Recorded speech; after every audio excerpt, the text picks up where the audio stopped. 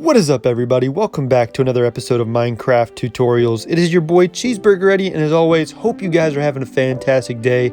Today we are covering a very cool topic, the topic of maps. We're going to go over how to make a giant map wall, super simple, how you can make the different types of maps, whether you want the little indicator or the little cursor on the map, or if you just want it to be a blank map. We're going to go over how to make it, why it works, everything you need to know about maps. So let's go ahead and get into what you need. First thing you need is a cartography table, and what you need to make a cartography table is actually just a couple of pieces of wood planks and some paper. You need some maps, or in this case we're going to use empty locator maps, so that's going to be a compass surrounded by a bunch of pieces of paper, and then obviously you're going to need to just explore, which is going to take the most amount of time. So again, a cartography table is exactly how you see right here: 4 pieces of wood planks, 2 pieces of paper throughout the excess like so, and then inside you're going to need a bunch of paper, so you're going to have to get a bunch of sugarcane to make that paper. Paper is just 3 pieces of sugarcane across your crafting table. Super simple. Now, a compass is very important if you want the little indicator, the little cursor on your map. And how you can make a compass is 4 pieces of iron ingots surrounding a redstone dust inside your crafting table.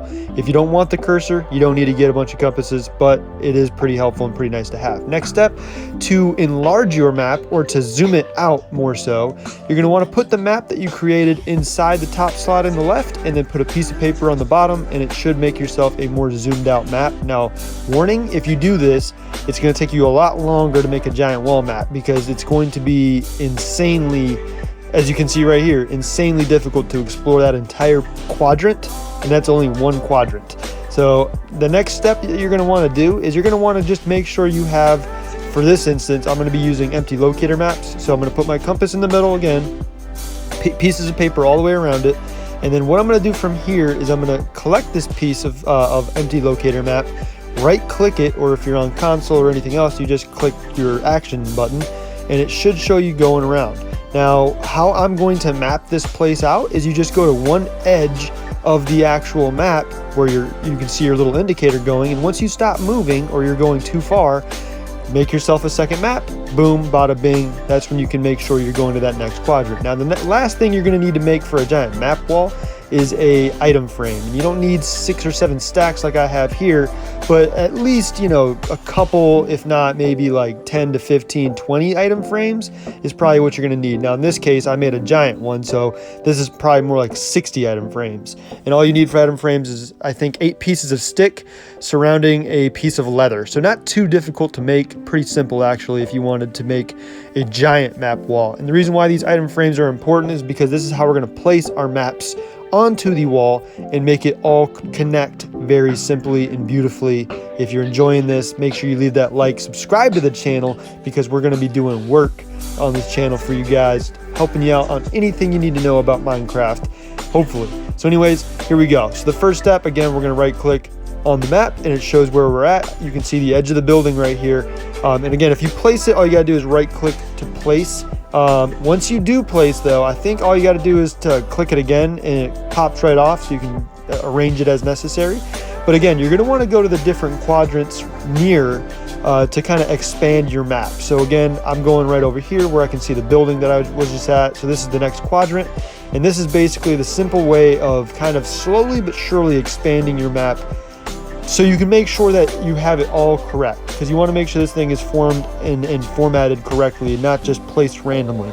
So as you can see, I know exactly where this one's going to go, is just right below the previous the map that we just made. So now, as you can see, boom, it connects perfectly and our world is coming together. I'm going to move these into the middle portion, because this is going to be the middle of our map. Now, as you can see, we've expanded a little bit more, and boom, man, this corner right here, this is why you need to explore the entire piece, because if you don't, it's going to look weird. You're going to see the edge of the item frame actually. So make sure you explore the entire piece of that map. And just, that's the thing about this whole thing, is it's going to take you some time, because you have to explore the entire map that you create. Now, again, if you keep the small map like so, if you don't zoom it out like you did in the cartography table, it's not too difficult. But if you zoom it out to 4 times, it's going to take you a while to at least get that one singular map filled out. and made sure that that thing is, because you want to make sure it looks good, man. You want to make sure this thing looks perfect when you place it on the wall.